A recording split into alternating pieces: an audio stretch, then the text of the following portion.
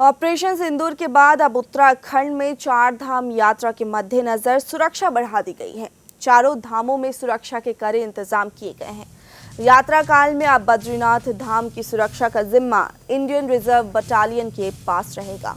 बुधवार को आईटीबीपी ने औपचारिक रूप से आईआरबी को धाम की सुरक्षा का चार्ज सौंपा। माना जा रहा है कि धाम में यह बदलाव भारत पाकिस्तान के बीच बनी परिस्थितियों के कारण किया गया है।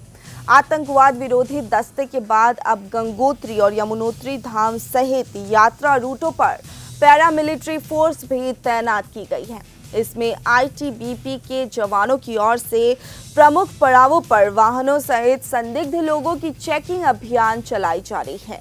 यात्रा पर साप्ताहिक रिपोर्ट पेश करते हुए अतिरिक्त मुख्य सचिव आनंद वर्धन ने कहा कि मुख्यमंत्री पुष्कर सिंह धामी ने तीर्थ यात्रियों की सुरक्षा को प्राथमिकता देते हुए 10 मई तक चार धाम यात्रा के लिए ऑफलाइन पंजीकरण निलंबित कर दिया है। वहीं उत्तराखंड के डीजीपी दीपम सेठ ने बताया कि भारतीय सेना के ऑपरेशन सिंदूर के मद्देनजर उत्तराखंड में पुलिस विभाग की सभी इकाइयों को हाई अलर्ट पर रखा गया है।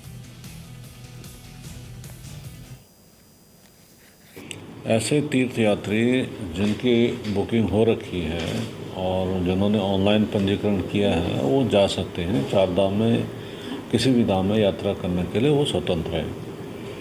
और ऐसे यात्री जिन्होंने अपनी बुकिंग नहीं कर रखी है या एडवांस में चारों धामों में कहीं भी उनका पंजीकरण नहीं हुआ है तो हमारी उनसे रिक्वेस्ट है कि वो न जाएं, क्योंकि चारों धामों में बहुत भीड़ है। और अगर आप हरिद्वार क्रॉस भी कर लेते हैं तो ऋषिकेश या उससे आगे आप नहीं बढ़ पाएंगे, क्योंकि वहाँ पे चेकिंग लगातार चल रही है।